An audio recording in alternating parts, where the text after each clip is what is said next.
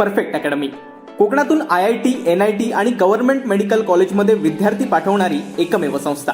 आमची वैशिष्ट्ये: 15 वर्षाचा प्रदीर्घ अनुभव, कोटा हैदराबाद येथील तज्ज्ञ शिक्षक, कम्प्युटर सायन्स, हॉर्टिकल्चर आणि IT सारख्या विषयासह स्टेट बोर्डात हमखास यश, बाहेरगावच्या विद्यार्थ्यांसाठी हॉस्टेल आणि मेसची सुविधा, 11वी आणि 12वीच्या मोजक्याच जागा शिल्लक.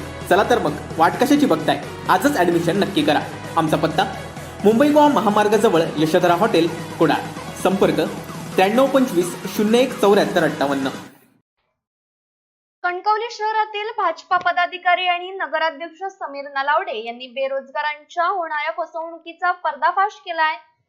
2 भामट्यांना कणकवली पोलिसांच्या स्वाधीन केलंय. 25,000 रुपये पगाराची नोकरी देतो असं आमिष दाखवून नोकरीपूर्वी 2 दिवसांच्या प्रशिक्षणासाठी 5,000 रुपये भरून घेऊन खोटं प्रशिक्षण देऊन पोबारा करण्याचा प्रयत्न करणाऱ्या भामट्यांची नगराध्यक्ष समीर नलावडे यांना माहिती मिळताच नगराध्यक्ष समीर नलावडे यांनी स्वतः त्या प्रशिक्षण हॉलमध्ये जाऊन त्या भामट्यांवर अनेक प्रश्नांचा भडीमार केलाय. ते ततपप करताच त्या भामट्यांना कणकवली पोलिसांच्या स्वाधीन करण्यात आलाय.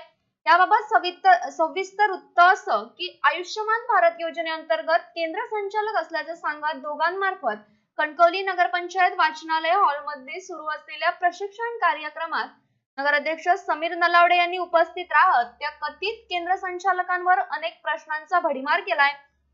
तुमच्या निवृत्तीची ऑर्डर दाखवा, तुम्हाला नियुक्ती कोणी दिली?